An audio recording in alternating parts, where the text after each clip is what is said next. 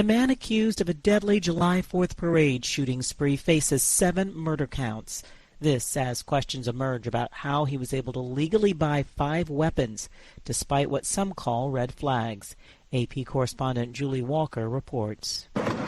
One of those weapons, an AR-15 style rifle, police say he used at that parade outside Chicago. A 7th victim died yesterday, more than 30 wounded.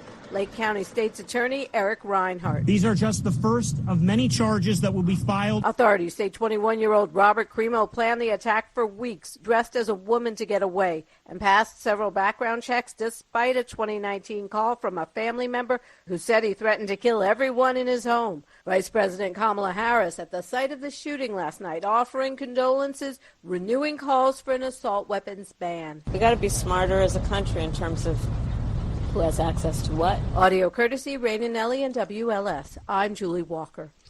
Russian forces hit Kharkiv with missile strikes overnight, the Kharkiv regional governor said Wednesday on Telegram. He said 3 districts of Ukraine's second-largest city were targeted. 1 person died and 3 injured, including a toddler, according to the governor. Russia's defense ministry said its air force killed up to 100 Ukrainian troops and destroyed 4 armored vehicles in Kharkiv. European Union Commission Chief Ursula von der Leyen says the 27-nation bloc needs to make emergency plans to prepare for a complete cutoff of Russian gas in the wake of the Kremlin's war in Ukraine. The EU has already imposed sanctions on Russia, including on some energy supplies, and is gearing away from Kremlin-controlled deliveries. The Ukrainian town of Slovyansk, widely seen as Russia's next target after the fall of the Shanks, came under heavy fire Tuesday. At least 600 inmates escaped a jailbreak in Nigeria's capital city, officials said Wednesday, blaming the attack on Islamic extremist rebels. About 300 have been captured, authorities said. The secretary of Nigeria's Ministry of Interior said the, quote, very determined, end quote, rebels attacked the maximum prison in Abuja on Tuesday night with, quote, very high-grade explosives, end quote, killing 1 guard on duty. Since Tuesday, more than 30 governmental officials or aides have resigned following British Prime Minister Boris Johnson's most recent scandal. The Prime Minister is clinging to power after 2 of the most senior of those cabinet ministers quit, saying they had lost confidence in Johnson's leadership amid shifting explanations about his handling of the case of a senior official accused of sexual misconduct. Johnson told Parliament Wednesday that he's staying as the country faces pressures on the economy and budget and the biggest war in Europe in 80 years. Well, that is exactly the moment that you'd expect a government to continue with its work, not to walk away, Mr. Speaker, and to get on with our job and to focus on the things that matter to the people of this country. Several junior MPs and aides resigned Wednesday. Health Secretary Sajid Javid and Treasury Chief Rishi Sunak resigned within minutes of each other Tuesday, costing Johnson the support of the men responsible for tackling 2 of the biggest issues facing Britain, the surging COVID-19 infections and the cost of living crisis. New Treasury Chief Nadeem Zahawi Wednesday pledged to rebuild the economy and senior government resignations amid senior government resignations. We don't get every decision right. The Prime Minister was right to come out and say, look, with the benefit of hindsight, I'm sorry, I made a mistake.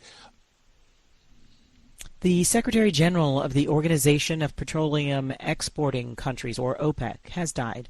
Mohamed Barkindo died late Tuesday, according to a spokesperson for Nigeria's Petroleum Ministry and OPEC. The reason for his death was not immediately known. The Nigerian energy industry insider led the crude oil bloc since 2016. His role representing the bloc of 13 nations that make up OPEC took on even greater significance in past years amid a global effort to tackle climate change. And a judge in the southern U.S. state of Mississippi has rejected a request by the state's only abortion clinic to temporarily block a state law that would ban most abortions. Attorneys argued over abortion laws in 3 southern states in response to the recent U.S. Supreme Court ruling that gave states the power to limit or outlaw termination of pregnancies. And recapping our top story, the man accused of a deadly July 4th parade shooting spree faces 7 murder counts.